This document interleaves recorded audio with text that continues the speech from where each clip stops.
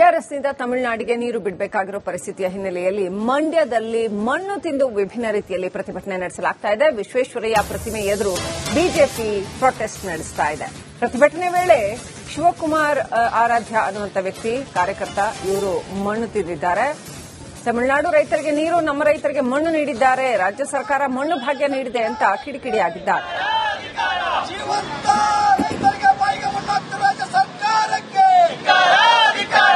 ರೈತರ ಬಾಯಿಗೆ ಮಣ್ಣು ಹಾಕುತ್ತಿರುವ ರಾಜ್ಯ ಸರ್ಕಾರಕ್ಕೆ, ರೈತರ ಬಾಯಿಗೆ ಮಣ್ಣು ಮುಕ್ಕಿಸುತ್ತಿರುವ ರಾಜ್ಯ ಸರ್ಕಾರಕ್ಕೆ, ರೈತರ ಬಾಯಿಗೆ ಮಣ್ಣು ಹಾಕುತ್ತಿರುವ ರಾಜ್ಯ ಸರ್ಕಾರಕ್ಕೆ, ರೈತರ ಬಾಯಿಗೆ ಮಣ್ಣು ಮುಕ್ಕಿಸುತ್ತಿರುವ ರಾಜ್ಯ ಸರ್ಕಾರಕ್ಕೆ, ರೈತರ ಬಾಯಿಗೆ ಮಣ್ಣು ಮುಕ್ಕಿಸುತ್ತಿರುವ ರಾಜ್ಯ ಸರ್ಕಾರಕ್ಕೆ, ರೈತರ ಬಾಯಿಗೆ ಮಣ್ಣು ಮುಕ್ಕುತ್ತಿರುವ ರಾಜ್ಯ ಸರ್ಕಾರಕ್ಕೆ, ರೈತರ ಬಾಯಿಗೆ ಮಣ್ಣು ಮುಕ್ಕಿಸುತ್ತಿರುವ ರಾಜ್ಯ ಸರ್ಕಾರಕ್ಕೆ, ರೈತರ ಬಾಯಿಗೆ ಮಣ್ಣು ಹಾಕುತ್ತಿರುವ ರಾಜ್ಯ ಸರ್ಕಾರಕ್ಕೆ.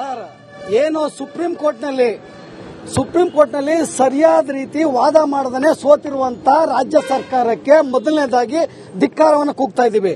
ಇವತ್ತು ಮಣ್ಣು ತಿಂದು ಏಕೆ ಪ್ರತಿಭಟನೆ ಮಾಡಿದ್ರು ಅಂತಂದ್ರೆ, ಮಾನ್ಯ ಮುಖ್ಯಮಂತ್ರಿಗಳು ಡಿ.ಕೆ. ಶಿವಕುಮಾರ್ ಅವರು ನಮ್ಮ ಮಂಡ್ಯ ಡಿಸಿ ಮತ್ತು ಎಸ್ಪಿ ಅವರ ನೇರ ಪ್ರಸಾರದಲ್ಲಿ ಒಂದು ಕಿವಿ ಮಾತು ಹೇಳ್ತಾರೆ.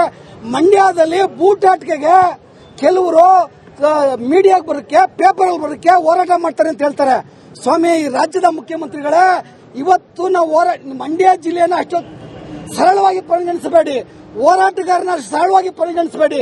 ಇವತ್ತು ನಾವು ನೋಡಿ, ಇವತ್ತು ಜೀವಂತ ರೈತರ ಬಾಯಿಗೆ ಮಣ್ಣು ಹಾಕ್ತಾ ಇದ್ದೀರಿ, ತಮಿಳುನಾಡಿಗೆ ನೀರು ಬಿಡ್ತಾ ಇದ್ದೀರಿ, ಈ ಕಡೆ ತೊಟ್ಲನ್ನು ತೂಗ್ತಿದ್ರಿ, ಮಗನು ಚಿಕ್ಕುವಂತ ಕೆಲಸ ಮಾಡ್ತಾ ಇದ್ದೀರಿ.